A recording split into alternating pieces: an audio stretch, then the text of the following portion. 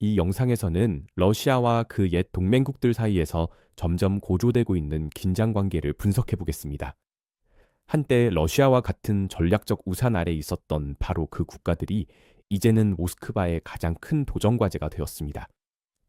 이러한 상황 속에서 러시아의 옛 동맹국들은 하나둘씩 힘을 합쳐 새로운 반러시아 동맹을 구축하며 사방에서 모스크바를 조여오고 있습니다. 최근 러시아 내에서는 에스토니아, 아르메니아, 아제르바이잔, 우크라이나 등 옛 소련 국가들이 모스크바를 의도적으로 배제한 채 유라시아 연방, 커먼웰스 오브 유레이시아라는 새로운 동맹을 결성했다는 논의가 뜨겁게 일고 있습니다. 러시아 국영 언론들은 이 논의가 러시아를 제외한 CIS 동맹을 적극적으로 실현하고 있다고 보도하고 있습니다. 하지만 반러시아 동맹에 대한 주장을 뒷받침할 만한 증거는 전혀 제시되지 않았으며 이들 국가들 사이에서 이를 결성하기 위한 공식적인 논의도 시작되지 않았다는 점이 중요합니다. 그럼에도 불구하고 우크라이나, 아르메니아, 아제르바이잔, 에스토니아는 현재 러시아로부터 다양한 형태의 직접적, 간접적 군사 압박과 위협을 받고 있는 주요 네 국가임을 주목할 필요가 있습니다. 이는 러시아가 이들 국가들이 일종의 반러시아 동맹을 결성하고 있다고 주장하는 데에는 숨겨진 의도가 있음을 시사합니다. 러시아가 이러한 숨겨진 의도를 실현하려는 가장 명확한 증거는 이미 우크라이나에 대한 공격적인 행동에서 드러나고 있습니다. 러시아는 2014년에 크림반도를 합병했고 2022년에는 이 갈등을 전면적인 침공으로 확대시켰습니다. 그 이후로 러시아는 우크라이나에 대한 전면적인 군사 공격을 계속하고 있으며 전쟁은 여전히 우크라이나 전역에서 진행 중입니다. 러시아의 이러한 공격적 행동은 우크라이나에만 국한되지 않고 그 범위가 유럽의 다른 국가들로 확장되고 있습니다. 동시에 아르메니아는 러시아로부터 강력한 정치적, 경제적 압박을 받고 있습니다. 최근 나고르노 카라바흐 전쟁에서 러시아가 개입하지 않은 이후 아르메니아는 CSTO 군사동맹을 공식적으로 탈퇴했고 유럽연합, 나토 동맹, 그리고 과거 적대 관계였던 터키와 아제르바이잔과의 관계를 대폭 강화하는 조치를 취하고 있습니다. 블라디미르 푸틴 러시아 대통령은 이러한 행보가 계속된다면 아르메니아 역시 우크라이나와 같은 상황을 맞이할 수 있다고 이미 경고한 바 있습니다.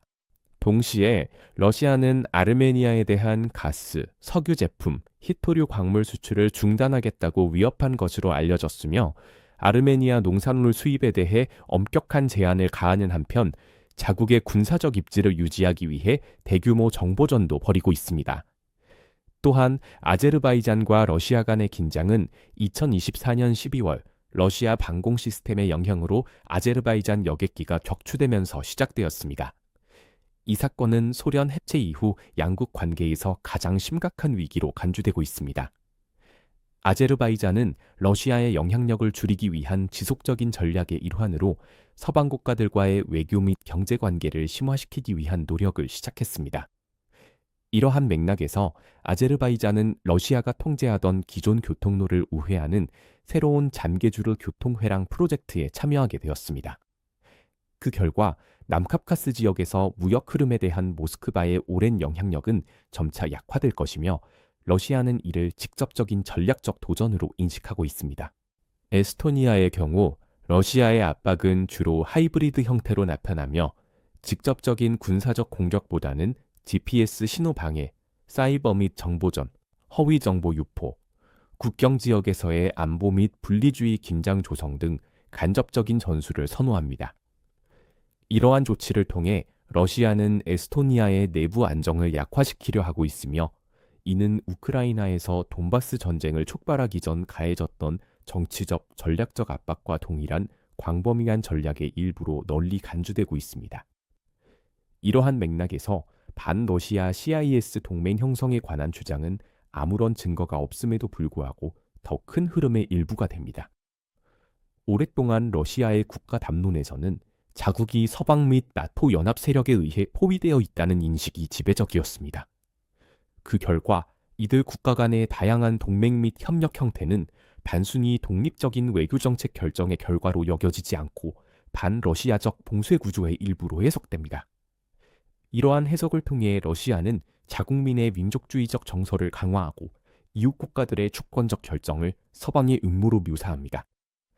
이를 통해 러시아는 체계적으로 실존적 위기의식을 조성하며 자신을 불안정하고 끊임없이 위협받는 국가로 내세울 수 있습니다. 이러한 공포 기반의 내러티브가 궁극적으로 효과적인 이유는 향후 군사적 공격이 발생할 경우 이를 국내외 여론 모두에게 방어적 대응으로 미리 정당화할 수 있다는 점에 있습니다. 실제로 이러한 전략은 우크라이나 사례에서 이미 현실로 드러났으며 유사한 전략이 다른 인접 국가들에 대해서도 반복될 수 있다는 우려가 존재합니다.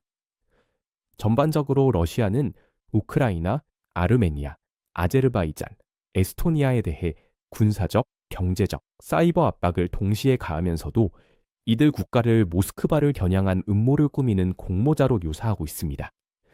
이는 해당 주장이 현실을 반영하는 것이 아니라 러시아의 공격적 정책과 혐오 행동을 정당화하기 위해 전략적으로 구성된 내러티브임을 보여줍니다. 동시에 이러한 내러티브의 주요 동기는 러시아가 자국의 역사적 영향력과 지역적 지배력을 상실할 것에 대한 두려움에 있습니다. 포스트 소비에트 영향권 내 국가들이 점점 더 서방을 지향함에 따라 모스크바는 이를 이들 국가의 독립적인 외교정책 선택의 자연스러운 결과로 보지 않고 의도적인 외부 음모의 일부로 묘사하고 있습니다. 이번 리포트에서 사용된 검열되지 않은 전투 영상을 보고 싶으시다면 저희의 인터랙티브 뉴스 지도를 확인해 보세요. 이곳에서는 유튜브 정책의 제약을 받지 않기 때문에 실제로 무슨 일이 있었는지 전체 편집되지 않은 영상을 보여드릴 수 있습니다. 하지만 더 중요한 것은 이 지도에서 저희가 짧은 1일 영상에 담지 못한 주요 사건들에 대한 모든 분석 자료에 접근하실 수 있다는 점입니다. 그리고 드디어 저희 인터랙티브 지도 2세대를 공식적으로 출시합니다. 지금 여러분이 화면에서 보고 계신 지도는 대폭 향상되고 훨씬 더 강력해진 버전으로 더욱 진보된 기능과 뉴스 분석 도구를 갖추고 있습니다. 새 지도 출시를 기념해 모든 구독 플랜의 50% 할인 이벤트도 진행 중입니다. 단 4.99달러부터 프리미엄 지도 이용권뿐만 아니라 저희의 독점 전략 업데이트, 전선 개요, 전략적 지정학 영상까지 모두 이용하실 수 있습니다. 설명란의 링크를 확인하시고 저희 커뮤니티의 특별 회원이 되어보세요. 저희와 함께 해주신 모든 분들께 진심으로 감사드리며 여러분의 응원이 저희에게 큰 힘이 됩니다.